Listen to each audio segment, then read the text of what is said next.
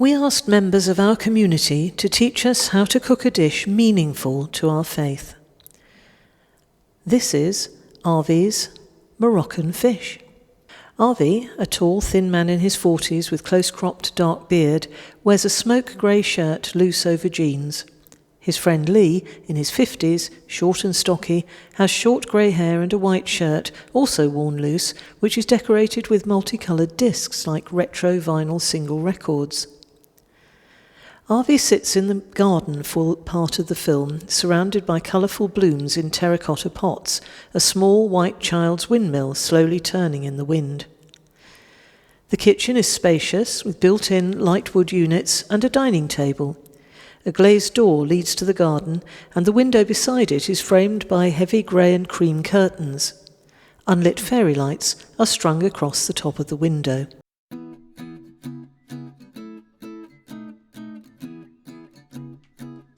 My name is Avi and this is my friend Lee. Today we're going to cook chraime, which is How do you say that? Chraime.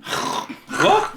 Which is a Moroccan Chraime. dish, very North African. Chraime is actually an Arabic word, that's why it's so deep. And it's, in other words, it's spicy fish. Customary for Shabbat evening, Friday evening. We are under instructions from your mother though, aren't we? Yeah, We better get it right. You must. Right, the first thing we're going to do is we're going to get Avi to get these scissors and cut open the fish. Thank you, man. Fresh fish. So there we cut it, and we are going to get a lemon. And we cut the lemon, and we're going to cover the fish in lemon juice and salt. So we're also going to marinate it just for 15 minutes. This is haddock, but you can use Any white fish. any white fish. I'm just going to You can also use vegetarian option if you have tofu, if you prefer not to have fish. So we put the juice of a lemon over the fish. That should be enough. And salt. Okay, so then the next thing we're going to do is we take a garlic. Marvellous. Your mother wants to use all this garlic. Ooh, there's going to be some flavour. Yeah, I think it's enough.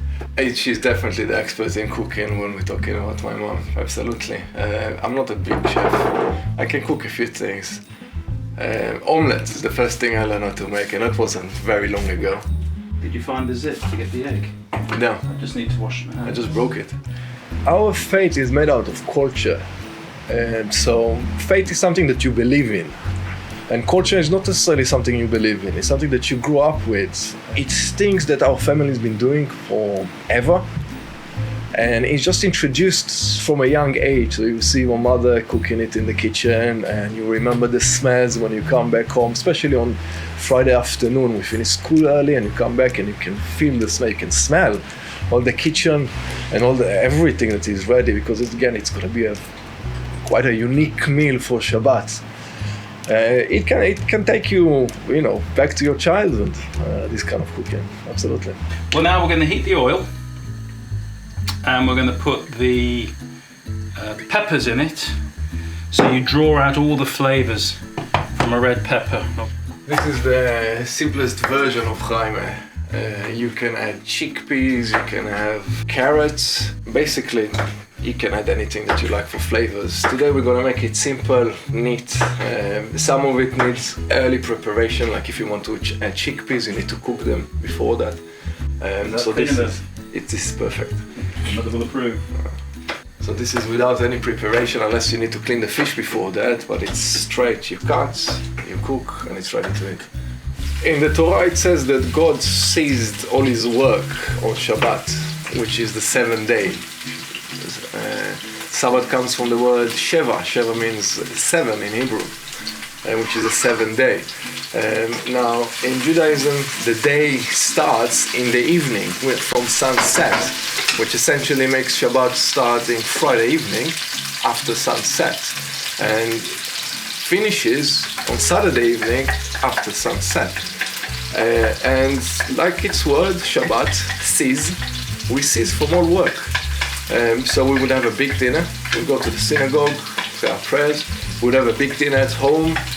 It's more of a celebration that we finished another week and now we're ready to relax and mark a different day, which is a holy day.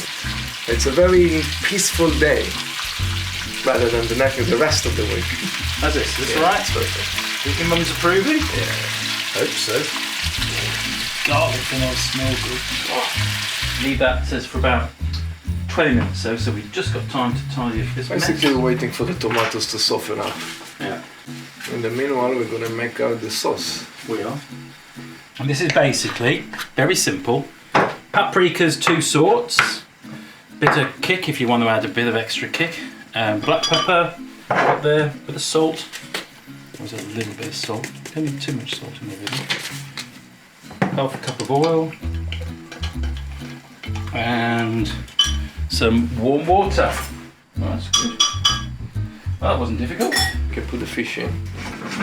Smelling good. Yeah, Ooh, it's good. Yeah, leave that. How's the tomatoes? Well, they're nice and soft. Yeah, ready to go in there. God, it smells good.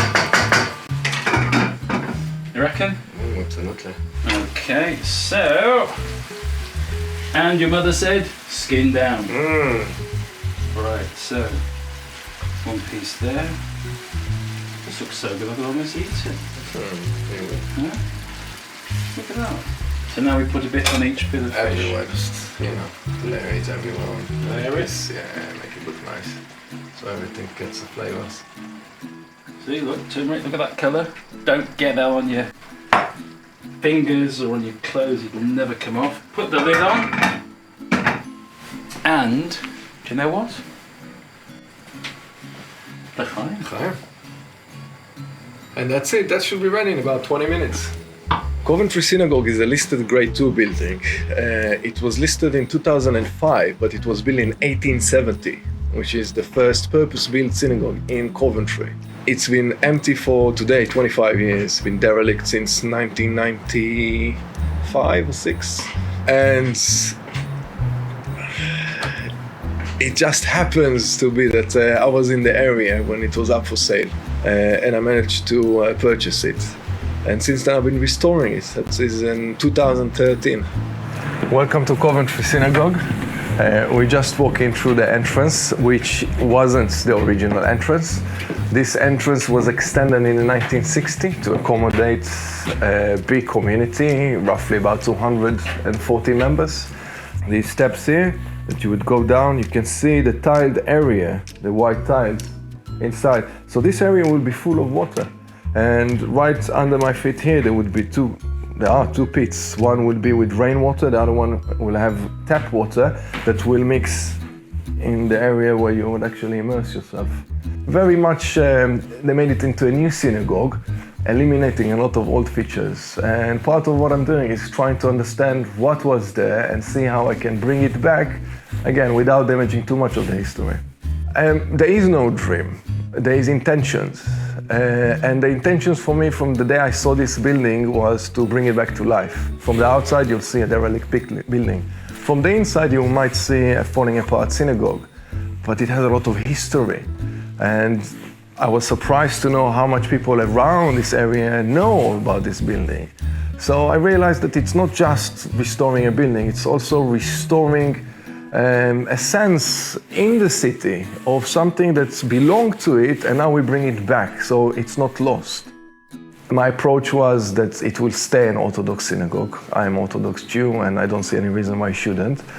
But it also, as I said earlier, it's a unifying approach. It's an approach that's combining people together rather than separating. And everything's a story. Oh, smell that. Fantastic, good? Perfect. Oh, smell the paprika, don't you? I think that's done. So now Lee is going to plate. I don't want to give you it. This looks really good. You want to keep it all for yourself? Oh, yeah. Yeah. On Friday night, what will happen, we will come back from the synagogue and we'll be ready for Friday dinner. Okay. It will consist with a bit of singing. Shalom Aleichem, we invite the angels into our house. We invite the spirit of Shabbat.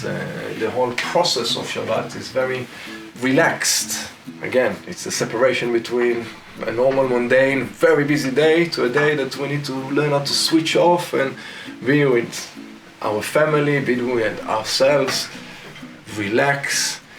Please sit, Thank you. as Mr. Martin would say. It's all right then. It's lovely. Let's try. ברוך אתה אדוני, אלוהינו מלך מוציא לחם מן הארץ. Amen. And why you have the challah? Because it soaks up the juices, isn't it? Now, the best way to taste chayme Yeah. is challah and straight for the dip. Straight for the dip. Wow. Ooh. Next Friday is on you. Oh, you know what?